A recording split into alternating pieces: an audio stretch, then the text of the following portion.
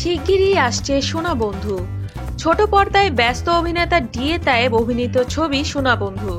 এতে তার বিপরীতে রয়েছেন পপি ও পরিমণি।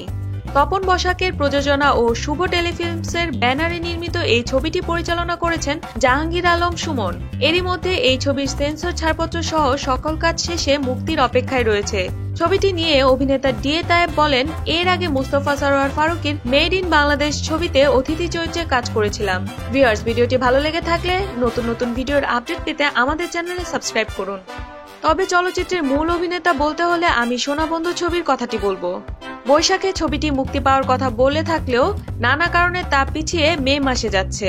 আমার বিশ্বাস এই ছবিতে আমার অভিনয় সকলে পছন্দ করবেন। এদিকে পপি তার অভিনীত ছবির মাধ্যমে আবারও চলচ্চিত্রে ফিরছেন। বড় পর্দার গুণী অভিনেত্রী বেশ কয়েক মাস ধরেই নীরব।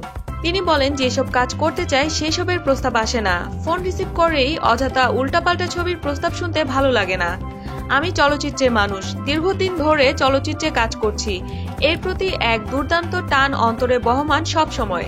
তাই অন্তরালে আর থাকতে চাই না। আমার অভিনীত সোনা বন্ধু ছবিটি মে মাসে মুক্তি পাবে, এটা জেনে আমি আনন্দিত।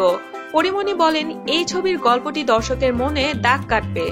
ত্রিভুজ প্রেমের গল্প নিয়ে মাহবুবা শাহরিনের হোতাই উপন্যাস অবলম্বনে এই ছবির কাজ শেষ হয়েছে। এদিকে পপি অভিনীত বেশ কিছু ছবির মুক্তির অপেক্ষায় রয়েছে। এগুলো হলো শর্টকাটে বড়লোক, লীলা মন্থন, দুই ভাইয়ের যুদ্ধ ও জীবন যন্ত্রণা। আর পরিমণি অভিনীত মালিক আফসারি পরিচালিত অন্তর্জালা, শওকাতের নদীর বুকে চাঁদ, শামীমুল ইসলাম শামীমের আমার প্রেম আমার প্রিয়া ও গিয়াসউদ্দিন সেলিমের স্বপ্নজাল ছবিগুলো মুক্তির অপেক্ষায় রয়েছে। ভিডিওটি আপনাদের কেমন লাগলো লাইক ও কমেন্ট করে আমাদের সাথে থাকুন।